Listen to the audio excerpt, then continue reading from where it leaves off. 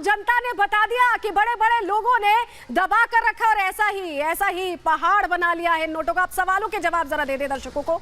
2000 का note legal tender रहेगा नहीं, ये बहुत से लोगों के मन में कौतूहल होगा, सवाल कौन रहा होगा, क्योंकि 500 और 1000 के नोट जब बंद हुए थे तब भी वो लंबी लाइनें याद है सभी को। ऐसे में 2000 का नोट बंद हो रहा है, लीगल टेंडर रहेगा? बिल्कुल रहेगा, बिल्कुल घबराइए मत, क्योंकि बहुत समय मिलने वाला है आपको ये एक्सचेंज करने के लिए।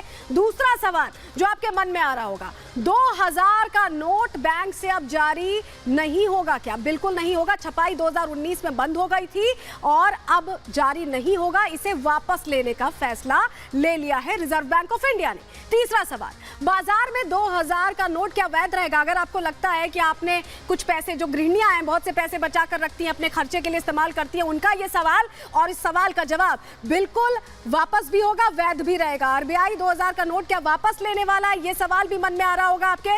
बिल्कुल वापस लेगा, आपके लिए बाकायदा व्यवस्था करने वाला है आरबीआई, अलग अलग काउंटर्स बनेंगे इसके लिए और आप आसानी से 30 तारीख तक, 30 सितंबर तक वापस कर सकते हैं। आप 2000 के नए नोट छपेंगे क्या?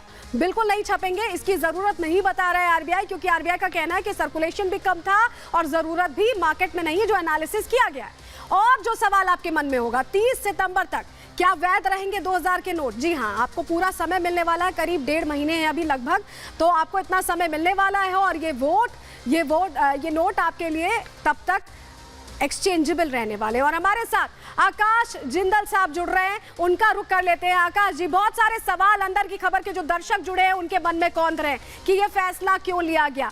क्या 2000 का नोट सर्कुलेशन में नहीं था या ब्लैक मनी के तौर पर इस्तेमाल किया जा रहा था? 2019 से बंद क्यों किया गया इसे? इन सवालों का जवाब जरा आसान भाषा में दर्शकों को दे दीजिए। बहुत बढ़िया। सबसे पहले दर्शकों को समझा दूं, पैनिक करने की, घबराहट करने की कोई भी आवश्यकता नहीं है। इसे किसी भी तरीके से डीमोनेटाइजेशन या नोटबंदी से कंपेयर ना करें। ये ना ही डीमोनेटाइजेशन है, ना ही नोटबंदी है। 2000 का नोट लीगल टेंडर रहेगा, तो डीमोनेटाइजेशन या नोटबंदी अलग चीज थी, क्योंकि 2000 के नोट कम प्रचलन में है, 2000 के नोट ज्यादा यूज नहीं किए जाते, इसलिए उनका इश्यूएंस बंद किया जा रहा है। और किसी के पास अगर 2000 के नोट है, उसे घबराने की कोई आवश्यकता नहीं है। वो बैंक में जाके इन नोटों को जमा कर सकता है। तो इसलिए पहले तो किसी भी तरह का पैनिक ना करें, किसी भी तरह की कोई घबराहट ना करें, आराम से देखें। अगर आपके पास 2000 रुपए के नोट हैं, 18,000 रुपए के, 16,000 रुपए के, या घर में 4 लोग हैं, मान लीजिए 70,000, 72,000 है, तो 18,000 हर व्यक्ति जाके बैंक में जमा कर सकता है। 30 सितंबर तक का टाइम है, एक सफिशिएंट टाइम दिया गया है, और आपके नोट की वैधता किसी तरीके से भी खत्म नहीं हुई है।